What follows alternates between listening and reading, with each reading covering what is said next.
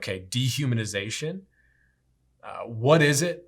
How does it relate to this question? And, what is it, what is the implications of basically what it's doing to people? I have long wanted to write a book just about dehumanization and rehumanization. And it is, in my opinion, one of the mega themes of our culture at this moment.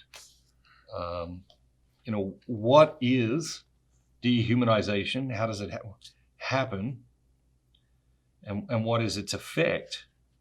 When you dehumanize people, it changes the way they treat each other. That's its simplest form. When you dehumanize people, it changes the way they treat each other. People begin to debase each other rather than ennobling each other.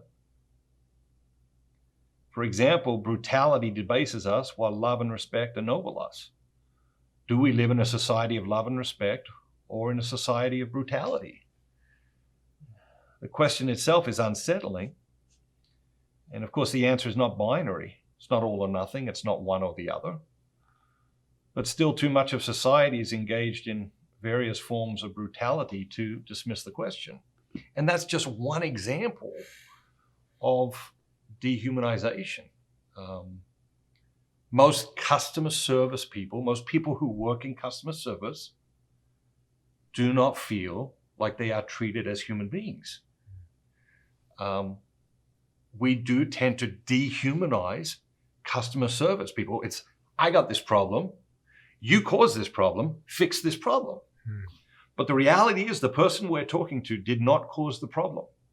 Maybe, yes, the great big enterprise they work for caused the problem. But that doesn't give us reason, doesn't justify us in dehumanizing this customer service person. And so you realize, once you start to get into it, you realize it is everywhere. And so I think the great quest of the next 100 years is to rehumanize humanity. And it is a mega theme. And it will become a bigger and bigger problem the longer we refuse to even talk about it. Do you think that the dehumanization has taken a big leap? Like it has increased in the dehumanization or intensified in its dehumanization more rapidly recently than it has in the past? If so, I would love to hear your thoughts on how you think that's taken place. But no question. We're learning to do everything that's bad for us faster and faster than ever before. Technology assists in that, right? Not that technology is bad, but if you use it for bad things, you can do bad things faster and more than ever before. I think the everyday example is just gossip. Gossip is dehumanizing. Social media is the industrialization of gossip. And so social media has industrialized dehumanization. And that's just one example. Is social media bad? No, it's neutral. Television's neutral. Social media is neutral. Money is neutral. Food is neutral. These things are neutral.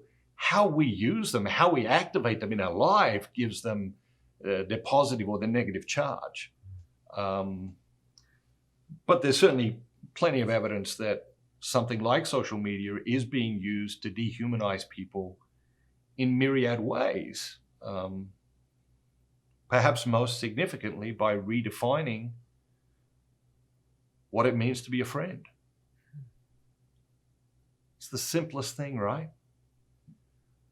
Just connect with someone, click a button, and they're your friend. But that's not friendship. And all men and women of goodwill recognize that, realize that, but it's like a runaway train, right? Yeah, I have to ask then, how would you say, Is friendship connected to rehumanization then? No question. Everything is connected to relationship, the world, society, culture is just a multiplication of relationships. The bigger the group, the more relationships that are involved. If our relationships improve, the world improves. Not maybe, definitely. If relationships improve between people within a country, that nation's relationships with other countries will improve. Not maybe, definitely. And then you break it down just to two people. Two patient people will always have a better relationship than two impatient people. Not maybe, definitely. And so teaching people how to be friends and lovers and parents and neighbors is a critical life skill that is, massively neglected and in fact almost never taught to most people in any formal setting.